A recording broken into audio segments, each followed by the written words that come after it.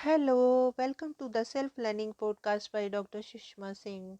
Let us start discussion on chapter 3, Understanding Social Institutions, and our topic is politics. Political institutions are concerned with the distribution of power in society. Two concepts which are critical to the understanding of political institutions are power and authority. Power is the ability of individuals or groups to carry out their will even when opposed by the others. It implies that those who hold power do so at the cost of others. There is a fixed amount of power in a society, and if some wield power, others do not. In other words, an individual or group does not hold power in isolation, they hold it in relation to others. This notion of power is fairly inclusive and extends from family elders assigning domestic duties to their children to principals enforcing discipline in school, from the general manager of a factory distributing work among the executives to political leaders regulating programs of their parties. The principal has power to maintain discipline in the school. The president of a political party possesses power to expel a member from the party. In each case, an individual or group has power to the extent to which others abide by their will. In this sense, political activities or politics is concerned with power. But how is this power applied to achieve its aim? Why do people comply with others' command? Answers to these questions could be found with reference to the related concept of authority. Power is exercised through authority. Authority is that form of power which is accepted as legitimate, that is, as right and just. It is institutionalized because it is based on legitimacy. People in general accept the power of those in authority as they consider their control to be fair and justified. Often ideologies exist that help this process of legitimation. Now the next topic is stateless societies. Empirical studies of stateless societies by social anthropologists over 60 years ago demonstrated how order is maintained without a modern governmental apparatus. There was instead the balanced opposition between parts cross-cutting alliances based on kinship, marriage and precedence. Rites and ceremonies involved the participation of friends and foes. As we all know, the modern state has a fixed structure and formal procedures, yet are not some of the informal mechanisms mentioned above as features of stateless societies present also in societies. The next topic is the concept of the state. A state exists where there is a political apparatus of government, institutions like a parliament or congress, plus civil service officials ruling over a given territory.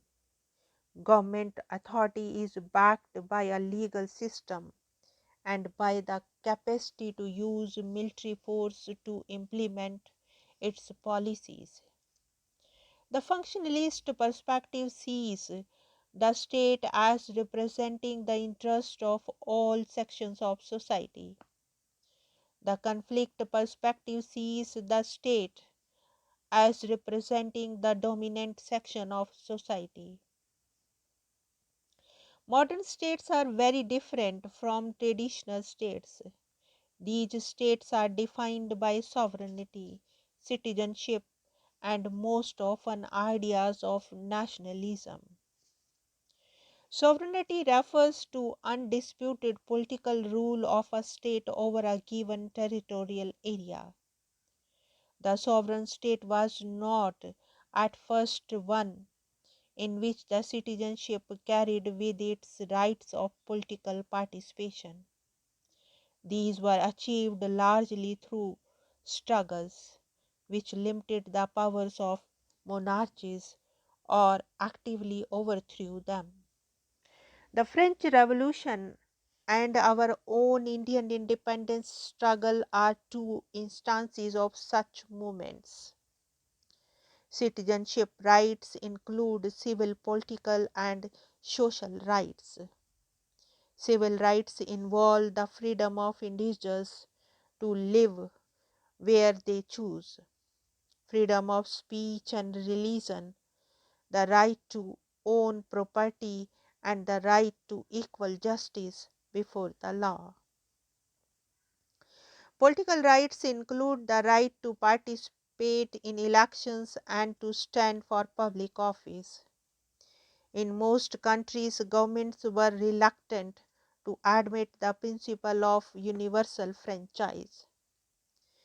In the early years, not only women but a large section of the male population was excluded, as holding a certain amount of property was an eligibility criteria.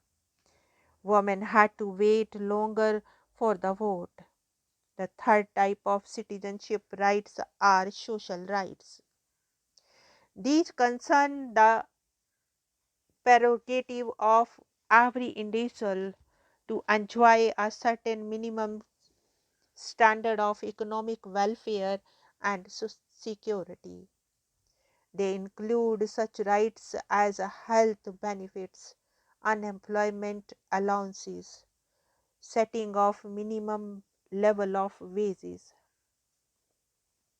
The broadening of social and welfare rights led to the welfare state, which was established in Western societies since the Second World War.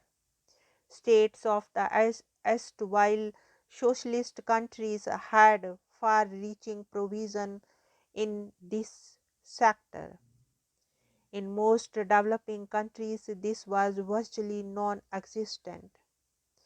All over the world today, these social rights are being attacked as liabilities on the state and hindrances to economic growth.